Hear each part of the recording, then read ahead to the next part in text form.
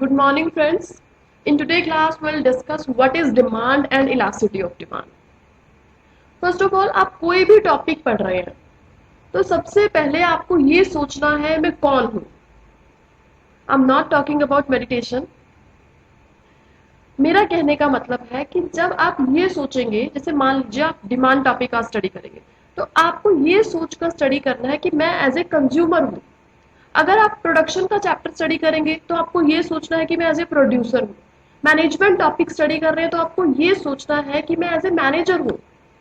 Only then you will be able to better understand the same topic and there will be no need to cram any topic. So आपको ये सोचना है कि जो भी मैं टॉपिक पढ़ रहा हूँ आपको वो क्रैम नहीं, आपको वो समझना है. और उसको समझने के लिए आपको उस पोजीशन पर आप आएंगे तो आप बहुत अच्छे से अंडरस्टैंड कर पाएंगे. So in today's class we'll discuss about what is demand and elasticity of demand. तो आज की क्लास में आपको कंज्यूमर बनना है और एक्चुअल में आप कंज्यूमर है भी, राइट.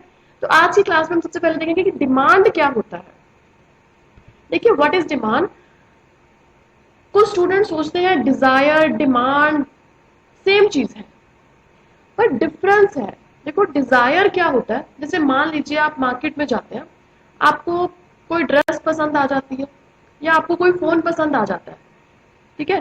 तो वो सिर्फ वो चीज आपको पसंद आना, पर अभी आपके पास उसे परचेज करने के लिए पैसे नहीं है, या पैसे हैं भी तो आप अभी विलिंग नहीं हो उन्हें पे करने के लिए, तो वो आपकी डिजायर है. जब तक आप उन पैसों को पे करने के लिए विलिंग नहीं हो तब तक वो आपकी डिजायर रहेगी. और डिमांड कब बन जाएगी, जब आपको कोई चीज अच्छी लगी और आप उसे परचेज करने के लिए, उसे लेने के लिए, उन्हें पे करने के लिए भी विलिंगनेस है आपके अंदर, तो वो आपकी डिमांड बन जाती है, राइट. तो लॉ ऑफ डिमांड में जैसे हम देखते हैं, लॉ ऑफ डिमांड जो है आपका सिर्फ और सिर्फ प्राइस और डिमांड की बात करते हैं. वहां पर आपके बाकी फैक्टर्स की हम कोई भी डिस्कशन नहीं करते. वहां पे बाकी फैक्टर्स आपके कांस्टेंट रहते हैं. सिर्फ और सिर्फ क्या कहता है कि प्राइस आपका इंक्रीज होगा तो आपकी डिमांड कम हो जाएगी, और प्राइस अगर आपका डिक्रीज होगा तो आपकी डिमांड इंक्रीज हो जाएगी. तो लॉ ऑफ डिमांड ये कहता है. तो आज की क्लास में हम देख रहे हैं इलास्टिसिटी ऑफ डिमांड क्या होता है. देखो इलास्टिसिटी मतलब कि चेंज इन डिमांड. सबसे पहले तो इलास्टिसिटी का मतलब क्या होता है. इलास्टिसिटी मीन्स कि वन वेरिएबल में चेंज होने से दूसरे फैक्टर पर, सेकंड वेरिएबल पर क्या रिस्पॉन्स आता है, वो आपका इलास्टिसिटी होता है. तो अगर हम इसको डिमांड से कोरिलेट करें तो डिमांड में देखिए क्या है कि एक फैक्टर में चेंज आने से, वो फैक्टर कोई भी हो, अभी हम उसे स्टडी करेंगे कि वो फैक्टर होते कौन से हैं. एक फैक्टर में चेंज आने से आपके डिमांड पर जो इम्पैक्ट पड़ता है, आपके डिमांड पर जो चेंज आता है वो होता है elasticity of demand. Elasticity of demand आपकी 3 टाइप से हो सकती है. Price elasticity of demand, income elasticity of demand and cross elasticity of demand. The first one is price elasticity of demand. Price, जैसे इसमें आप देख भी सकते हैं, देखिए प्राइस में चेंज आने से क्वांटिटी डिमांडेड पर कितना इंपैक्ट पड़ा, कितना चेंज आया, price elasticity of demand. Income में चेंज आने से आपकी इनकम इंक्रीज हुई या डिक्रीज हुई, उसके बेसिस पर आपकी क्वांटिटी डिमांडेड पर क्या चेंज आ रहा है. क्रॉस इलास्टिसिटी मतलब कि एक कमोडिटी के प्राइस में चेंज होने से दूसरी कमोडिटी की क्वांटिटी डिमांडेड पर क्या इंपैक्ट पड़ता है, वो होता है आपका cross elasticity of demand. Now will discuss all these one by one. The first one is price elasticity of demand. देखो प्राइस इलास्टिसिटी ऑफ डिमांड मतलब कि प्राइस में कितने परसेंट चेंज आने से आपकी क्वांटिटी डिमांडेड पर चेंज आता है. अगर हम इसे एक्सप्रेस करें तो देखिए इसमें क्या है, देखिए कि इसमें जैसे मान लीजिए ये आपका फॉर्मूला है, ठीक है. अभी मैं आपको एक एग्जांपल की हेल्प से समझाऊंगी तो आपको बहुत अच्छे से समझ आ जाएगा ये चीज. देखो मान लीजिए कि आपने कमोडिटी ली, उसका प्राइस पहले 10 रुपीज था, अभी उसका प्राइस कम होकर 9 रुपीज हो गया. और जब 10 रुपीज था तो आप उसकी 100 यूनिट परचेज करते थे, अब उसका प्राइस कम हो गया तो आपने उसकी ज्यादा कमोडिटी परचेज करनी स्टार्ट कर दी.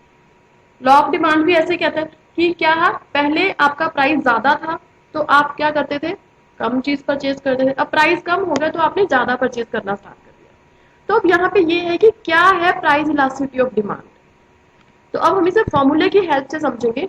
प्राइस इलास्टिसिटी ऑफ डिमांड, आपका इनिशियल प्राइस क्या था 10 रुपीज में आप कितनी क्वांटिटी परचेज कर रहे थे 100। अब कितना प्राइस में चेंज आया 1 रुपीज, और कितना क्वांटिटी में चेंज आया 20। तो सेम इसे हम सेम इन्हीं वैल्यूज को हम फॉर्मूले में पुट कर देंगे। देखिए पहले आपका प्राइस था 10 और इसमें आप क्वांटिटी परचेज कर रहे थे 100, और कितना क्वांटिटी में चेंज आया 20, कितना आपका प्राइस में चेंज आया 1 रुपीज। तो आपका क्या रहेगा प्राइस इलास्टिसिटी ऑफ डिमांड 2%। मतलब कि प्राइस में 1 रुपी प्राइस में चेंज होने से आपका क्वांटिटी डिमांडेड 2% इंक्रीज हो गया। तो इस तरह से आप प्राइस इलास्टिसिटी ऑफ डिमांड को निकाल सकते हो। अब डिग्रीज क्या क्या होती है प्राइस इलास्टिसिटी ऑफ डिमांड की, मतलब कि कब हमारी डिमांड बिल्कुल भी चेंज नहीं होगी और कब बहुत ज्यादा चेंज होगी, कब बहुत कम चेंज होगी। और फैक्टर एक ही है प्राइस, मतलब कितने प्राइस बढ़ने पर आपकी डिमांड बिल्कुल चेंज नहीं होगी और कितना प्राइस बढ़ने पर आपकी डिमांड बहुत ज्यादा चेंज हो रही है। तो इन चीजों को अभी हम डिटेल में स्टडी करेंगे। फर्स्ट है आपका परफेक्टली इलास्टिक। अब देखो परफेक्टली इलास्टिक क्या कहता है कि यहां पर आपका प्राइस अगर कांस्टेंट है, अगर प्राइस आपका कांस्टेंट है तो आपकी डिमांड जो है इनडेफिनेट हो सकती है, अगर आपका प्राइस कांस्टेंट है तो। अगर आपका प्राइस थोड़ा सा भी राइज हो जाता है, थोड़ा सा भी आपका प्राइस बढ़ गया तो आपकी डिमांड यहां पर जीरो हो जाएगी। ठीक है, जैसे एक छोटा सा एग्जांपल मान लो हम यहां ले लें। अभी आप मान लीजिए फोटो स्टेट करवाते हैं। फोटो स्टेट अगर आप एक पेज करवाते हैं तो कितने रुपीज में होता है 1 रुपी में मान लीजिए एक पेज होता है। ठीक है, अब 1 रुपी में एक पेज होता है तो आप शॉपकीपर से एक पेज भी 1 रुपी में करवाएंगे। अगर आपने 200 पेज करवाए, 400 पेज करवाए, अगर वो 1 रुपी ले रहा है तो आप उससे 2 बुक्स, 4 बुक्स, 5 बुक्स, कितनी बुक्स करवा सकते हैं। पर अगर उसने अपना प्राइस बढ़ाकर 2 रुपीज कर दिया तो क्या आप उससे एक पेज करवाने की भी सोचेंगे? नहीं ना। आप क्या सोचोगे कि इसने तो एकदम प्राइस बढ़ा दिया, तो वहीं पर ही उसकी क्वांटिटी डिमांडेड क्या हो जाएगी जीरो। मतलब प्राइस आप थोड़ा सा भी बढ़ाने पर, क्यों? क्योंकि वो कस्टमर कहीं और चला जाएगा, वो वहां पर शिफ्ट हो जाएगा जहां पे उसे 1 रुपए में मिल रहा है। तो क्या है यहाँ पर कि अगर आपने प्राइस में थोड़ा सा भी इंक्रीज किया तो आपकी क्वांटिटी डिमांडेड जीरो हो जाती है, और अगर आपका सेम प्राइस है तो आपकी क्वांटिटी डिमांडेड इन्फिनिटी रहती है। तो ये क्या है आपका परफेक्टली इलास्टिक। नेक्स्ट है आपका परफेक्टली इनइलास्टिक। अब देखिए परफेक्टली इनइलास्टिक क्या होता है, ये आपका उन केसेस में होता है जहां पे आपकी नेसेसिटीज रहती है। जैसे मान लीजिए कि आपका प्राइस कितना भी हो पर आपने वो चीज परचेज करनी ही करनी है। अब जैसे मान लीजिए हम यहाँ पे एक सिंपल सा एग्जांपल लेते हैं सॉल्ट का, नमक का। अब आज से 3-4 साल पहले नमक का पैकेट 20 रुपीज का, 25 का आता था, और आज के टाइम में नमक का पैकेट मान लीजिए 40 का है, 50 का है। अब क्या आप आज से 3-4 साल पहले जब उसका प्राइस कम था तो आप नमक के 4 पैकेट लेते थे और आज आपने नमक के 2 पैकेट लेना शुरू कर दिया क्योंकि उसका प्राइस बढ़ गया? नहीं। जितना आप पहले लेते थे, जितनी क्वांटिटी उसकी लगती है, जितना सब्जी में नमक डलेगा आप उतना ही डालोगे ना, या ये सोचोगे कि प्राइस कम हो गया तो मैं 2 चम्मच और नमक डाल दूं? ऐसा तो नहीं है। तो ये क्या है आपकी नेसेसिटीज, मतलब कि जितनी चीज यूज होगी। तो यहाँ पे आप क्या देख रहे हो कि चाहे प्राइस बढ़े या कम हो, यहाँ पे आपकी क्वांटिटी डिमांडेड सेम ही रहेगी। तो ये क्या है आपका परफेक्टली इनइलास्टिक, कि आपकी डिमांड में कुछ भी चेंज नहीं हो रहा है प्राइस में चेंज होने से। राइट। अब नेक्स्ट है आपका रिलेटिवली इनइलास्टिक या रिलेटिवली इलास्टिक, सॉरी। देखो रिलेटिवली इलास्टिक क्या है कि यहाँ पे आपका देखो प्राइस में थोड़ा चेंज आया, प्राइस में लिटिल चेंज हुआ, बट आपका डिमांड में बहुत ज्यादा चेंज हो गया। प्राइस में थोड़ा चेंज आने से जब डिमांड में बहुत ज्यादा चेंज हो जाता है तो ये क्या है आपका रिलेटिवली इलास्टिक है। तो आप इसको बोलते हो रिलेटिवली इलास्टिक, मतलब आपका जो इलास्टिक है वो क्या है मोर देन 1 है। अब रिलेटिवली इनइलास्टिक की बात करें तो यहाँ पे देखो प्राइस में बहुत चेंज आया, प्राइस एक चीज का पहले से बहुत ज्यादा चेंज हो गया, पर आपका डिमांड में कुछ भी फर्क नहीं पड़ा, थोड़ा सा फर्क पड़ा। उस थोड़े से डिफरेंस मतलब क्या है रिलेटिवली इनइलास्टिक। जो थोड़ा सा डिफरेंस है वो क्या है आपका इलास्टिसिटी लेस देन 1। अब इसमें क्या है यूनिटरी इलास्टिक। यूनिटरी इलास्टिक मतलब जितना आपका प्राइस में चेंज आया उतने ही लेवल का आपका क्वांटिटी डिमांडेड में चेंज आता है, तो आप उसे बोलते हैं यूनिटरी इलास्टिक। तो इसको आप बोलते हैं E is equal to 1, elasticity is equal to 1। देखो 5 डिग्रीज होती है। फर्स्ट है आपकी परफेक्टली इलास्टिक। देखो यहाँ पे जैसे अभी हमने किया, फर्स्ट है आपकी परफेक्टली इलास्टिक, तो यहाँ पे आपकी क्या है, डिमांड इंफिनिटी। और यहाँ पे आपका इन इलास्टिक है, तो यहाँ पे आपकी zero. Elastic more than 1, inelastic relatively inelastic less than 1, unitary elastic is equal to 1। Right, तो ये 5 डिग्रीज होती है आपकी प्राइस इलास्टिसिटी ऑफ डिमांड। अब डिटर्मिनेंट्स क्या होते हैं प्राइस इलास्टिसिटी ऑफ डिमांड के, मतलब कि कब आपकी डिमांड बहुत जल्दी चेंज हो जाती है और कब आपकी डिमांड बहुत जल्दी चेंज नहीं होती, तो उसके कौन कौन से डिटर्मिनेंट्स हैं, कौन कौन से फैक्टर्स हैं। तो first one is price level. अब मान लीजिए कोई चीज है, जैसे मान लीजिए आपको कार परचेज करनी है, उस कार का प्राइस पहले 5 लाख रुपीज था, अभी उस कार का प्राइस 5,10,000 हो गया, पर आपको वो कार बहुत पसंद है, तो क्या आप 10,000 रुपए बढ़ने से उस कार को लेना छोड़ दोगे? क्योंकि क्या है, आप बहुत एक यहाँ पे लग्जरी गुड की बात कर रहे हैं। अगर लग्जरी गुड्स में जो बहुत कॉस्टली चीजें हैं, अगर उनके प्राइस में 3-4 हजार का 8-10 हजार का फर्क पड़े तो कुछ डिफरेंस नहीं आता डिमांड पर।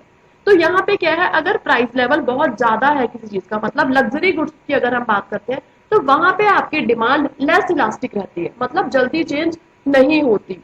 अगर हम बात करते हैं, जैसे मान लीजिए एक और एग्जांपल लेते हैं, आप न्यूज़पेपर परचेज करते हैं, पहले मान लीजिए न्यूज़पेपर आ रहा था 3 रुपीज का, और अभी वो न्यूज़पेपर आ रहा है आपके घर पे 4 रुपीज का, तो आप क्या सोचोगे, न्यूज़पेपर लेना बंद कर दो? आप क्या सोचोगे कि मेरे कम से कम महीने में कितने 1,000 रुपीज तो लग रहे हैं, 1,200 रुपीज तो लग रहे हैं, तो मतलब एक बहुत कम अमाउंट लग रहा है मेरा उस पर, तो आप उसके लिए भी आपकी डिमांड क्या रहेगी, लेस इलास्टिक, मतलब बहुत जल्दी चेंज नहीं होगी। तो प्राइस लेवल कौन सी चीज, किस चीज के आप प्राइस की बात कर रहे हैं, उस पर आपका डिपेंड करेगा कि आपकी डिमांड चेंज होने वाली है या नहीं चेंज होने वाली है। अब नेक्स्ट है आपका अवेलेबिलिटी ऑफ सब्स्टिट्यूट्स। मार्केट में आपके प्रोडक्ट के कितने सब्स्टिट्यूट अवेलेबल है, उस पर आपकी डिमांड की इलास्टिसिटी बहुत डिपेंड करती है। अब जैसे मान लीजिए कि सब्स्टिट्यूट्स, जैसे सब स्टूडेंट को पता है टी कॉफी। अब यहाँ पे जैसे मान लीजिए आप क्या कहते हैं कि अगर सब्स्टिट्यूट मार्केट में अवेलेबल है, अगर आप जैसे पेप्सी का, अगर आप पेप्सी का प्राइस बढ़ गया तो लोग कहाँ पे शिफ्ट हो जाएंगे, कोको कोला पे, ड्यू पे। तो मतलब क्या है कि अगर सब्स्टिट्यूट्स मार्केट में बहुत ज्यादा अवेलेबल हैं, तो उतनी ही डिमांड आपकी इलास्टिक रहती है, मोर इलास्टिक रहती है, क्योंकि आपके कस्टमर जल्दी ही चेंज हो जाएंगे, वहां पे जल्दी शिफ्ट हो जाएंगे। नेक्स्ट है टाइम पीरियड। अब टाइम पीरियड मतलब यहाँ पे क्या है कि आपके पास कितना टाइम है। जैसे मान लीजिए आपको अपने घर पे कल एक छोटा सा फंक्शन ऑर्गेनाइज करना है, अब कल फंक्शन ऑर्गेनाइज करना है, यहाँ पे आपको ये बात ध्यान देनी है कि आपके पास टाइम कितना है। टाइम देखिए, या तो वेरी शॉर्ट टाइम पीरियड, या फिर शॉर्ट टाइम पीरियड, या फिर long time period. Very short मतलब कि कल ही आपने कोई फंक्शन करना है अपने घर पे, आज प्लान किया और मैं सोच रहा हूँ कि कल मुझे अपना 15-20 लोगों को बुला के अपने घर पे फंक्शन करना है, तो आप क्या सोचोगे, आप मार्केट में जाओगे, आपको जो जो चीजें परचेज करनी है, क्या आपके पास उतना टाइम है कि आप ऑप्शन सर्च करो मार्केट में जाके, या वैरायटी सर्च करो? नहीं है, क्योंकि आपके पास टाइम बहुत कम है। तो वेरी शॉर्ट टाइम पीरियड में आपकी जो डिमांड है वो क्या रहेगी, इन इलास्टिक, मतलब जल्दी चेंज नहीं होगी, क्योंकि आपके पास टाइम ही नहीं है सर्च आउट करने के लिए। और यही अगर आपके पास लॉन्ग टाइम पीरियड है, अगर यही फंक्शन आपने 1 महीने बाद, 2 महीने बाद करना है, तो आपके पास बहुत टाइम है, आप मार्केट में जाके बहुत ऑप्शन सर्च कर सकते हो, तो वहीं पे आपकी डिमांड क्या हो जाएगी, मोर इलास्टिक। मतलब वहां पे क्या आपके पास इतना टाइम है कि आप बहुत सर्च कर सकते हो, तो वहां पे क्या आपकी डिमांड जल्दी जल्दी चेंज हो सकती है चीजों के लिए। तो जितना ज्यादा टाइम होगा उतनी ही आपकी डिमांड इलास्टिक होती है। राइट, अब नेक्स्ट है आपका हैबिट्स। अब जिन चीजों की आपको हैबिट पड़ चुकी है उनके लिए आपकी डिमांड क्या रहेगी, इन इलास्टिक। अब मान लीजिए आपको नोवेल पढ़ना बहुत अच्छा लगता है, अब वो नोवेल चाहे 100 का है चाहे 150 का है, आप क्या सोचोगे कि ये तो मुझे परचेज करना ही करना है। तो मतलब जिन चीजों की आपको हैबिट है उनके लिए आपकी डिमांड क्या रहेगी, लेस इलास्टिक। उनके लिए आप बहुत जल्दी चेंज नहीं होंगे, चाहे उनका प्राइस बढ़े या फिर कम। नेक्स्ट है नेचर ऑफ कमोडिटी। जो आप कमोडिटी ले रहे हैं उसकी नेचर क्या है, मतलब वो लग्जरी गुड में आती है या आपकी नेसेसिटीज में आती है। अगर तो मान लीजिए आपकी जरूरत की चीजें नेसेसिटी में आती है, ठीक है, तो वहां पे उसके लिए आपकी डिमांड क्या रहेगी, इन इलास्टिक, जल्दी चेंज नहीं होगी। अगर लग्जरी है तो मान लीजिए अगर आपको अभी आपके घर पे एक दो एसी लगे हुए हैं, आपको लग रहा है कि मेरे को एक और एसी परचेज करना है पर अभी इतनी जरूरत नहीं है, तो आप उसके लिए क्या करते हो, उसके लिए आपकी डिमांड इन इलास्टिक हो जाएगी कि बाद में परचेज कर लेंगे। ठीक है, तो यहाँ पे क्या है, आपकी डिमांड उतनी ही इन इलास्टिक हो जाती है लग्जरी गुड के लिए। नेक्स्ट है आपका वेरियस यूजेस, कि जो भी चीज आप ले रहे हैं उसके कितने यूज हैं। अब जैसे मान लीजिए मिल्क है, मिल्क को आप बहुत तरह से यूज कर सकते हैं। यहाँ पे आप जैसे मान लीजिए मिल्क से कर्ड बना सकते हैं, क्रीम एंड बटर, बहुत सारी चीजें आप बना सकते हैं मिल्क से। तो यहाँ पे क्या है, अगर मिल्क के प्राइस, पहले मान लीजिए मिल्क आपका 50 रुपीज पर केजी आता था, अगर वो 60 रुपीज भी हो गया, 55 भी हो गया, तो आप क्या करोगे कि पहले मैं 2 किलो लेता था, अब 1 किलो लेना स्टार्ट कर दूं? नहीं, मतलब जितनी घर पे कंजप्शन हो रही है आप उतना तो लोगे ही लोगे ना। तो यहाँ पे क्या है, अगर किस चीज के बहुत सारे यूज है तो उसके प्राइस में फर्क पड़ने से, उसका प्राइस इंक्रीज या डिक्रीज होने से आपकी डिमांड जल्दी चेंज नहीं होती। तो मतलब आपकी डिमांड क्या रहती है, लेस इलास्टिक रहती है। अब नेक्स्ट है पोस्टपोनिंग कंजप्शन, कि आप अपने कंजम्पशन को कितना पोस्टपोन कर सकते हो। जैसे मान लीजिए अभी आपके घर पे कोई फंक्शन नहीं है, अभी आप सब घर में बैठे हैं, कहीं कॉलेज नहीं जा रहे हैं, कहीं स्कूल कॉलेज कोई इंस्टीट्यूट कोई कहीं नहीं जा रहा है, सब घर पे बैठे हैं। अब आपके माइंड में था पहले कि मैं कुछ ड्रेसेस परचेज कर लूं, पर अब आपको लग रहा है कि हम घर पे बैठे हैं, क्या वो ड्रेसेस लेके मैं क्या करूंगा। तो आप क्या सोचोगे कि मैं उन ड्रेसेस को 2-3 महीने बाद ले लूंगा, 4-5 महीने बाद ले लूंगा। अभी अगर हम एट प्रेजेंट बात करें तो यहाँ पे क्या है, आप उसे कंजम्पशन को पोस्टपोन कर सकते हैं। तो जिस चीज के कंजम्पशन को आप पोस्टपोन कर सकते हैं उनकी डिमांड क्या रहती है, लेस इलास्टिक, राइट। तो इस तरह से हम देखते हैं कि कब आपकी डिमांड ज्यादा इलास्टिक होगी, कब आपकी डिमांड कम इलास्टिक होगी। अब नेक्स्ट टॉपिक है आपका, अभी तक हमने क्या किया था, देखो प्राइस इलास्टिसिटी ऑफ डिमांड, कि प्राइस में कितना परसेंटेज चेंज आने से आपकी डिमांड पर कितना इफेक्ट पड़ेगा, क्वांटिटी डिमांडेड पर कितना चेंज आएगा। अब नेक्स्ट है आपका क्रॉस इलास्टिसिटी ऑफ डिमांड। अब क्रॉस इलास्टिसिटी ऑफ डिमांड क्या कहते हैं, देखो कि एक कमोडिटी के प्राइस में चेंज आने से दूसरे कमोडिटी की क्वांटिटी डिमांडेड पर क्या इंपैक्ट पड़ेगा। अब ये केस कब हो सकता है, ये केस आपका होता है सब्स्टिट्यूट्स के केस में, सब्स्टिट्यूट गुड्स और कॉम्प्लीमेंट्री गुड्स के केस में। अब सब्स्टिट्यूट गुड्स और कॉम्प्लीमेंट्री गुड्स क्या होती है, सब्स्टिट्यूट मतलब कि जिसके मार्केट में एक ही, अगर आपने एक चीज परचेज करनी है तो मार्केट में उसके बहुत सारे ऑप्शन अवेलेबल है। मान लीजिए आपको टूथपेस्ट लेना है, कोलगेट का प्राइस महंगा हो गया तो आप पेप्सोडेंट ले लोगे, आप सिबाका ले लोगे, आप क्लोजअप ले लोगे। तो मतलब मार्केट में आपके पास बहुत सारे ऑप्शन अवेलेबल है, बहुत सारे सब्स्टिट्यूट्स अवेलेबल है, कि अगर एक चीज का प्राइस इंक्रीज हो गया तो आपकी डिमांड दूसरी चीज पर शिफ्ट हो जाएगी। तो ये क्या है आपका क्रॉस इलास्टिसिटी ऑफ डिमांड। अब यहां पर अगर हम देखते हैं क्रॉस इलास्टिसिटी ऑफ डिमांड में, तो एक एग्जांपल जैसे हम लेते हैं, टी और कॉफी आपके सब्स्टिट्यूट्स हैं। देखिए यहाँ पे कॉफी का प्राइस, कॉफी जो थी पहले आपकी 10 रुपीज में, एग्जांपल ले रहे हैं हम, 10 रुपीज में 100 ग्राम आप लेते थे, और फिर इसका प्राइस इंक्रीज होकर 50 रुपीज में आपको 100 ग्राम मिल रही है। ठीक है, तो अब कंज्यूमर क्या करते हैं, कंज्यूमर पहले जो कंज्यूमर थे वो 30 कंज्यूमर 100 ग्राम टी लेते थे, अब उन्होंने क्या कर दिया, 40 कंज्यूमर टी पर शिफ्ट हो गए। वो 40 कंज्यूमर क्यों टी पर शिफ्ट हो गए, क्योंकि अपना कॉफी का प्राइस इंक्रीज हो गया। ठीक है, तो अब हम इसे कैसे सॉल्व कर सकते हैं, देखो इसमें क्या है, सबसे पहले आपका क्या था कि टी का price, initial quantity of T, पहले टी की क्वांटिटी कितने ले रहे थे, 30 ग्राम। अब यहाँ पे कितना चेंज आया, कॉफी के प्राइस में चेंज आने से टी की क्वांटिटी में कितना चेंज आया, 10 ग्राम्स का चेंज आया। ठीक है, और पहले कॉफी का प्राइस कितना था, 10 था, और कितना चेंज आ गया, 15 हो गया, तो कितना चेंज आ गया, 5 रुपीज का चेंज आ गया। ठीक है, तो यहाँ पे देखो आप कैसे कर सकते हो कि कितना चेंज आया, यहाँ पे पहले कितना था आपका प्राइस 10 था, और फिर टी की क्वांटिटी में कितना डिफरेंस आया, यहाँ पे देखिए ध्यान से देखिए इसे, यहाँ पे जैसे आपका 30 था तो 40, तो मतलब कितने कंज्यूमर शिफ्ट हो गए, 10 कंज्यूमर शिफ्ट हो गए, और प्राइस में कितना चेंज आया, 5 चेंज आया।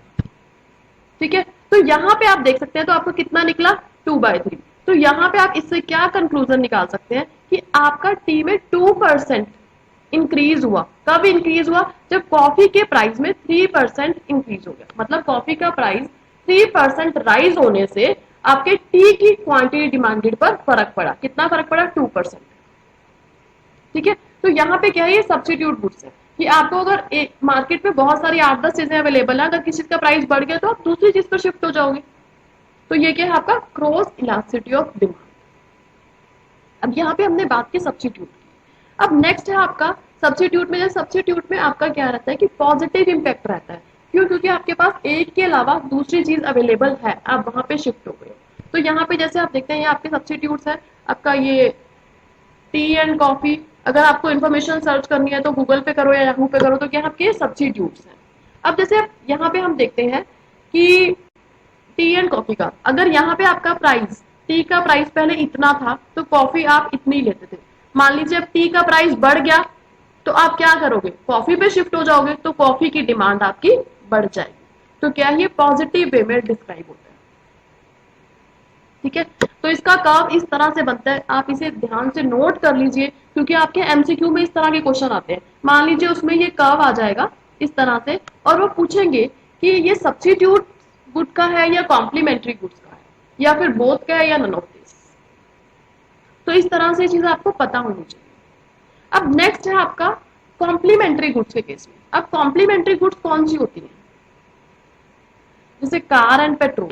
अब मान लीजिए कार का प्राइस बढ़ गया तो लोग पेट्रोल का क्या करेंगे? घर पे सेव तो नहीं करेंगे।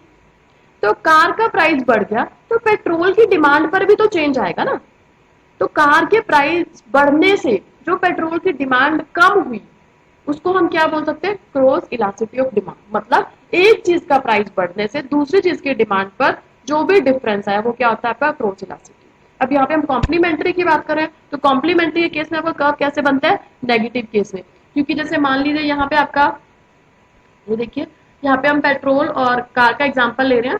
तो यहाँ पे जैसे मान लीजिए आपका पहले एक चीज का प्राइस इतना था, कार का प्राइस इतना था, तो पेट्रोल भी आपका इतना लोग ले रहे थे।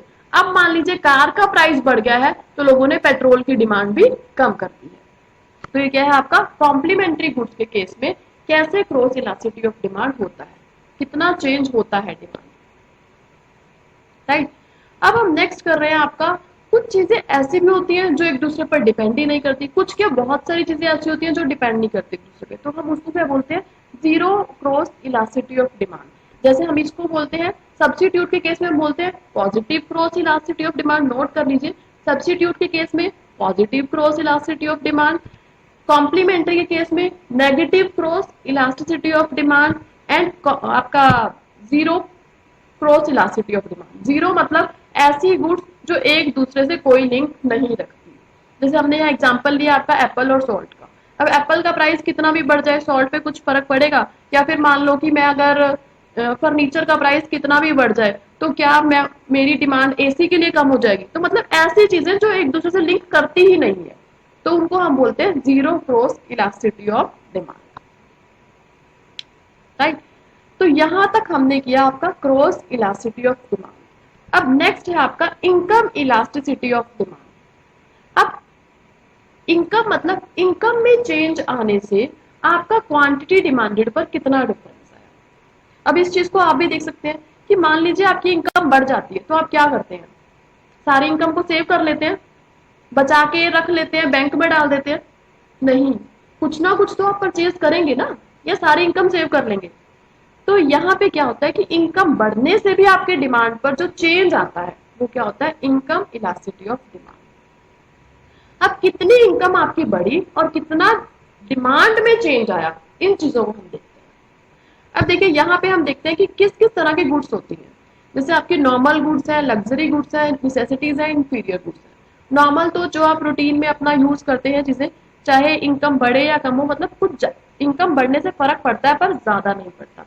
लग्जरी गुड्स में क्या होता है कि अगर आपकी इनकम बढ़ी तो लग्जरी गुड्स के लिए भी आपकी डिमांड बढ़ जाएगी।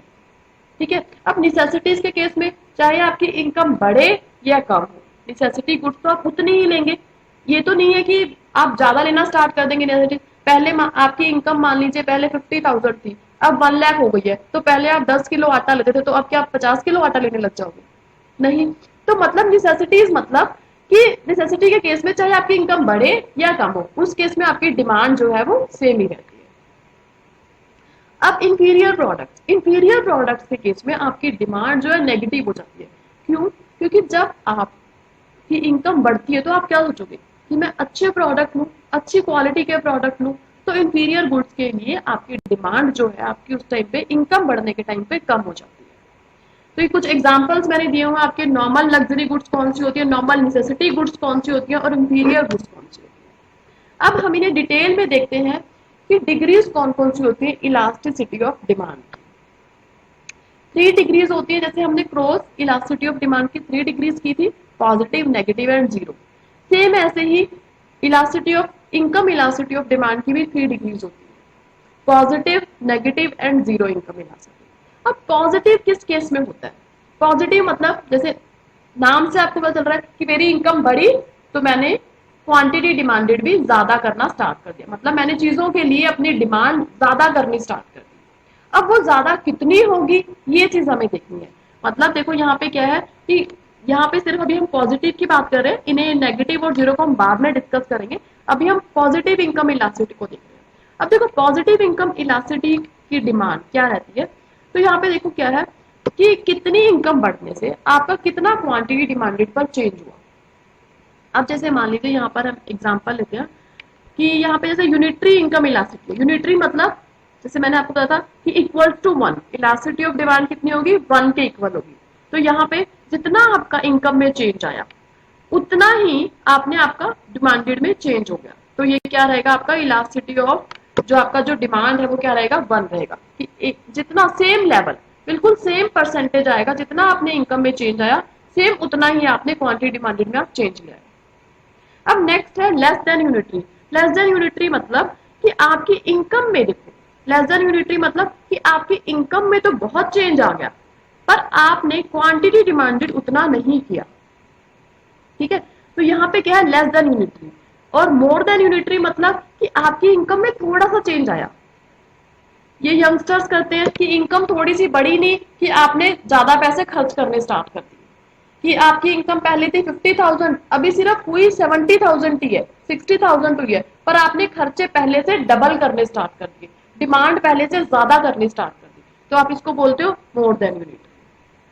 ठीक है, और यहाँ पे आप क्या करते हो कि इनकम में बहुत सारा डिफरेंस है, बहुत ज्यादा चेंज हो गई, 50 लाख से 1 लाख हो गई बढ़ के, पर आप पहले जो खर्चे करते थे, पहले 20,000 करते थे, अब सिर्फ 30,000 कर रहे हो। बढ़ाए हैं खर्चे पर कम बढ़ाए हैं, मतलब आपने डिमांड की है पर कम डिमांड की है, आपने बाकी पैसों को सेव कर लिया। तो यहाँ पे क्या है आपका लेस देन यूनिट।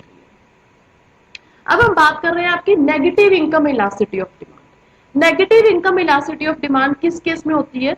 आपकी इंफीरियर गुड्स के और गिवन गुड्स के केस में। अब जैसे मान लीजिए इंफीरियर गुड्स, मान लो पहले क्या था, आपकी इनकम कम थी। ठीक है, पहले आपकी इनकम कम थी तो आप कहीं से भी अपने मान लो ड्रेसेस ले लेते थे, पर अगर अब आपकी इनकम बढ़ गई है तो आप क्या करोगे? ब्रांडेड ड्रेसेस लेना पसंद करोगे। तो यहाँ पे क्या है कि आपकी इंफीरियर क्लोथ्स के लिए, इंफीरियर गुड्स के लिए आपकी डिमांड अब कम हो गई है। क्यों? क्योंकि अब आपकी इनकम बढ़ गई है। तो यहाँ पे क्या है आपका नेगेटिव रिलेशनशिप बनता है। तो ये क्या है आपका negative income elasticity of demand है, किस केस में होगा? इंफीरियर गुड्स के केस में। अगर हम बात करते हैं आपका zero income elasticity of demand की, इनकम 50,000 से 1 लाख हो गई है पर फिर भी कुछ चीजों के लिए आपकी डिमांड सेम ही है, मतलब उन चीजों के लिए आपने अपनी डिमांड चेंज नहीं की है। वो कौन सी होती है? आपकी नेसेसिटीज ऑफ लाइफ। क्योंकि जितना आप पहले परचेज करते थे ये तो है नहीं कि अब आप उससे ज्यादा परचेज करने लग जाओगे, क्योंकि वो नेसेसिटीज थी, पहले भी आप उतनी लेते थे, अभी भी इतनी ही ले रहे हैं। तो ये क्या है आपकी zero income elasticity of demand, मतलब इनकम बढ़ने से आपकी क्वांटिटी डिमांडेड पर कुछ भी चेंज नहीं आया। तो ये आपका है zero income elasticity of demand, right. तो आज के चैप्टर में देखो, आज के चैप्टर में हमने क्या देखा कि डिमांड क्या होती है, what is demand and what is elasticity of demand. Elasticity of demand हमने 3 टाइप से देखी, price elasticity of demand, income elasticity of demand and cross elasticity of demand. Price मतलब प्राइस में चेंज आने से कितना क्वांटिटी डिमांडेड पर impact पड़ा, इनकम में चेंज आने से कितना क्वांटिटी डिमांडेड पर इम्पैक्ट पड़ा, और क्रॉस में हमने देखा कि एक गुड के, एक कमोडिटी के प्राइस में चेंज आने से दूसरी कमोडिटी की क्वांटिटी डिमांडेड पर क्या इम्पैक्ट पड़ा, राइट। तो आज की क्लास में हमने इन सब चीजों को डिस्कस किया। अब नेक्स्ट क्लास में हम एक बहुत ही और इंटरेस्टिंग टॉपिक के साथ आपके साथ कुछ डिस्कस करेंगे। आपको सबसे पहले अगर मान लो हम मार्केट चैप्टर डिस्कस कर रहे हैं तो आपको क्या बनना पड़ेगा, आपको एज ए प्रोड्यूसर बनना पड़ेगा। आपको देखना पड़ेगा कि कहाँ पे मैं प्राइस सेट करूं, कितनी मार्केट में डिमांड हो रही है, कितनी सप्लाई हो रही है, उसके अकॉर्डिंग मुझे प्राइस सेट करना है। तो वो हम नेक्स्ट क्लास में डिस्कस करेंगे। Bye bye.